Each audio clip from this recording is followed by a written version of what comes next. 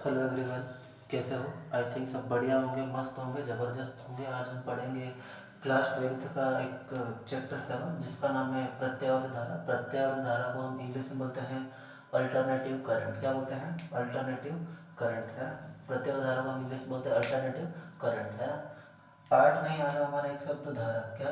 धारा। Chapter first में हम पढ़ चुके हैं धारा संबंधित। धारा या विद्युत धारा। धारा या विद्युत धारा क्या होती है? जिसको हम करंट बोलते हैं। क्या बोलते हैं? करंट। धारा या विद्युत धारा या करंट क्या होती है?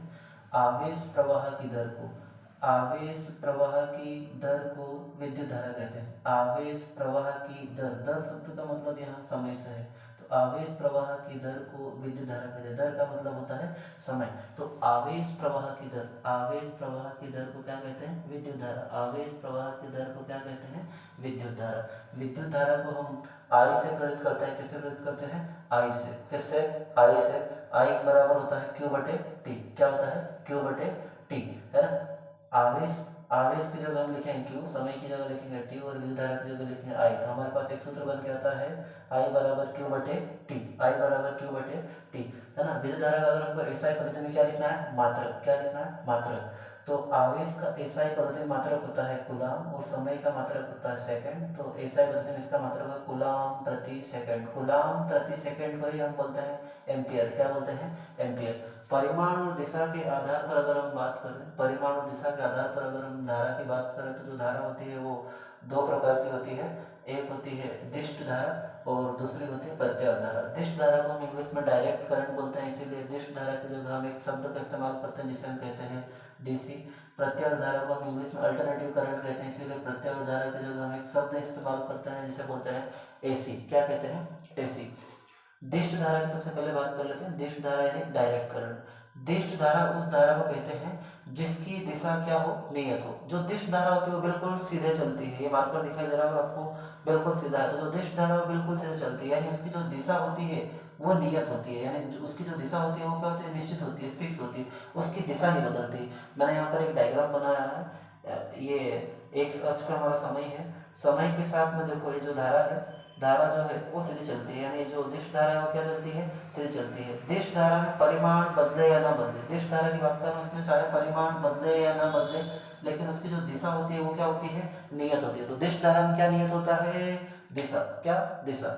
अगर हम आगे बात करें, एक और हमारी धारा जिसका नाम है प्रत्यावर्त धारा। क्या नाम है? प्रत्यावर्त धारा। इसको एसी करंट भी बोलते हैं, अल्टरनेटिव करंट भी बोलते हैं। प्रत्यावर्त धारा हम उस धारा को कहते हैं जिसके परिमाण और दिशा, जिसके परिमाण और दिशा, परिमाण और दिशा दोनों समय के साथ में क्या बदले, है ना। समय के साथ में क्या हो? बदलते रहे, है ना। जैसे प्रत्यावर्त धारा का मैं डायग्राम बना रहा हूँ। प्रत्यावर्त जो धारा होती है वो ऐसे चलती है, हनी सिंह के गाने की तरह। आपने सुना होगा आज तो है पानी पानी, इस तरह से उनका हाथ होता है। तो जो प्रत्यावर्त धारा है थोड़ी देर ऊपर, थोड़ी देर नीचे, थोड़ी देर ऊपर, थोड़ी देर नीचे, ऐसा चलती है ना। तो प्रत्यावर्त जो धारा होता है उसका परिमाण और दिशा, परिमाण और दिशा, परिमाण और दिशा दोनों समय के साथ में क्या होते हैं? निरंतर बदलते रहते हैं। परिमाण और दिशा क्या होते रहते हैं? बदलते रहते हैं। उसे हम क्या कहते हैं? प्रत्यावर्त धारा। एक सेकंड में।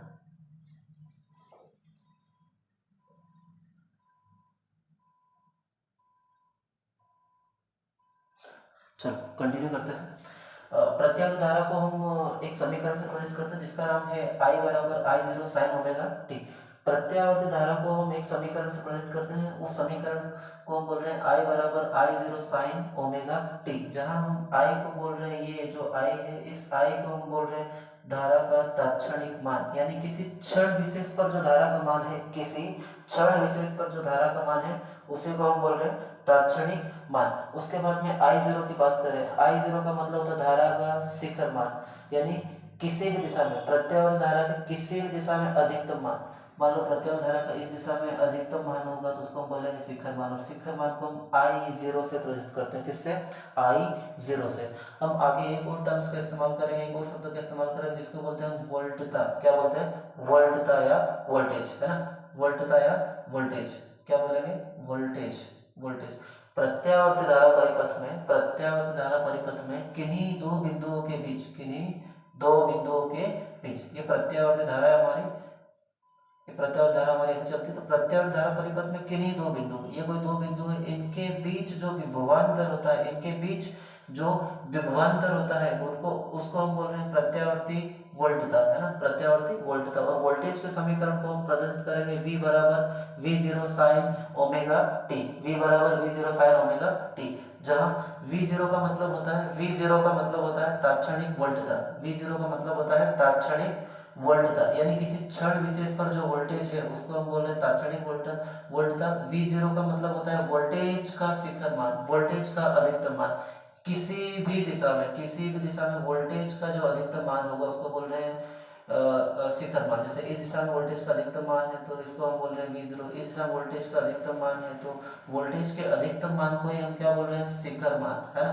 प्रत्यावर्ती धारा संबंधित हमारे पास में कुछ परिभाषाएं हमको देखने को मिलेगी। एक होता है आयाम, क्या आयाम या शिखर मान किसे कहते हैं, इसे परिभाषित कीजिए, आयाम या शिखर मान, है ना। आयाम या शिखर मान को हमको क्या करना है, परिभाषित करना है। प्रत्यावर्ती धारा किसी भी दिशा में, प्रत्यावर्ती धारा किसी भी दिशा में अधिकतम मान को, प्रत्यावर्ती धारा के किसी भी दिशा में अधिकतम मान को, प्रत्यावर्ती धारा ऐसे चलती है ऐसे, तो प्रत्यावर्ती धारा के किसी भी दिशा, मान लो इस दिशा में अधिकतम मान होगा तो उसको क्या बोलेगा, शिखर मान। हमने यहाँ पर एक समीकरण लिखा है धारा का, I बराबर I0 साइन ओमेगा टी, जहां पर I0 का मतलब होता है जिस भी शब्द के पीछे या नीचे सफिक्स में 0 लग जाए तो उसको हम बोल रहे हैं शिखर मान, है ना। तो यहाँ पर ये धारा का शिखर मान है, यहाँ पर वोल्टेज का शिखर मान है, यानी धारा का अधिकतम मान है। अधिकतम मान को ही हम शिखर मान या आयाम कह रहे हैं। उसके साथ साथ में एक और शब्द है आवर्तकाल। आवर्तकाल किसे कहते हैं, आवर्तकाल को हमको प्रत्यावर्ती धारा संबंधित करके देखना है। आवर्तकाल को हम इंग्लिश में बोलते हैं टाइम पीरियड, क्या बोलते हैं,